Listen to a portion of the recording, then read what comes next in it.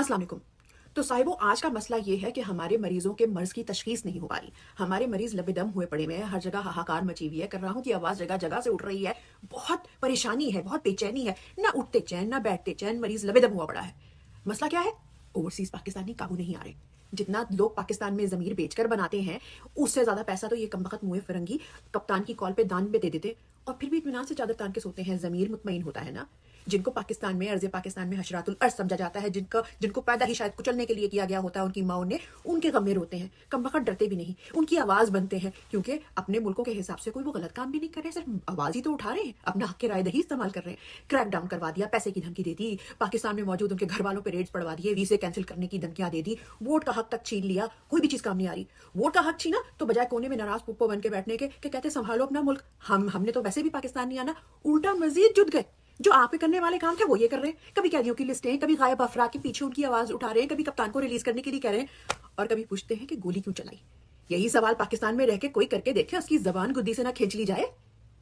وہ جو چٹکی بجا کے آپ کو منظر عام سے غائب کر دیتے ہیں, ان تک کو تنگ کرتے ہیں, آئینہ دکھاتے ہیں, جس پر یقیناً آپ لوگوں کی صلاحیتوں پر بھی سوال ہوتا ہوگا, اور یقیناً ہوتا ہوگا. لیکن پھر وہی والی بات آتی ہے کہ جن ملکوں میں رہ رہے ہیں ان کے حساب سے وہ کوئی گناہ نہیں کر رہے, ٹیکسز پے کر رہے ہیں, کوئی وجہ نہیں بن پا رہی کہ ان کے بھی گھروں میں گھسا جائے, دروازے توڑے جائیں, دہشت پھیلائی جائے. زبانیں کیسے کھینچیں گی ان کی؟ جو پیرول پر موجود ڈفر صحافی ہوتے ہیں, اگر اپنے قد سے اونچے لوگوں کے ہاتھ پٹ پٹا کے بھی آ جائیں, ان تک کا درد محسوس ہوتا ہے آپ کو. نہیں درد محسوس ہوتا تو ان ماؤں کا نہیں ہوتا جن کے کلیجے چھلنی کر دیے, جن کے لال لہو لہان ہوئے, ان کا درد کبھی محسوس نہیں ہوتا. کیسے مجال ہوئی سوشل میڈیا پر بیٹھے لوگوں کی, اوورسیز بیٹھے لوگوں کی, ان غریبوں کی آواز بننے کی. گولی چلانے والے سے سوال کرتے ہیں کہ گولی کیوں چلائی؟ ہاتھ ہی نہیں آ رہے, کسی طریقے سے ہاتھ نہیں آ رہے, کسی طریقے سے پاکستان سے بے دخل نہیں ہو رہے. ہمیشہ ٹر لگائی ہوئی ہے کہ بیہائنڈ نیوز کے پر. اب آپ خود بتائیں, مریض کی حالت نازک ہونے کی وجہ سنگین تو ہے نا. اب اس مسئلے کا حل بڑے حکیم صاحب بتاتے ہیں کہ پرائے گھر, پرائے محلے, 7 سمندر پار پتھر پھینکنے سے پہلے بندہ محلے میں اپنی کریڈیبلٹی چیک کر لے.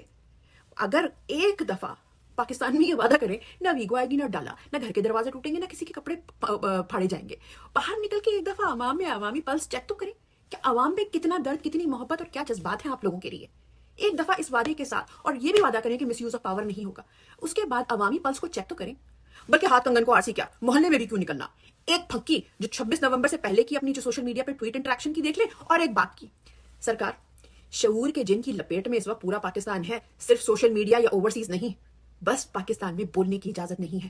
فرق صرف اتنا ہے کہ ہماری زبانیں کسی کے ہاتھ میں نہیں آ رہی, نہ قابو آ رہی, کیونکہ کوئی کام, جو کام پاکستان میں اللیگل سمجھے جاتے ہیں وہ باشعور اور ترقی یافتہ قوموں میں لیگل کام ہے.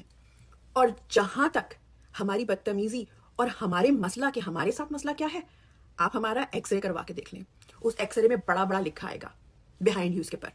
ٹچکن ٹوٹی لگا کے ہماری نا دھڑکنیں بھی سن لیں, ادھر سے آواز آئے گی آپ کو, کیا ہم کوئی غلام ہیں کہ جو آپ کہیں گے ہم کر لیں؟ Absolutely not. تو سرکار زبان خلق کو نکارہ خدا سمجھیں. عزت اور ذلت صرف اللہ کے ہاتھ میں ہے.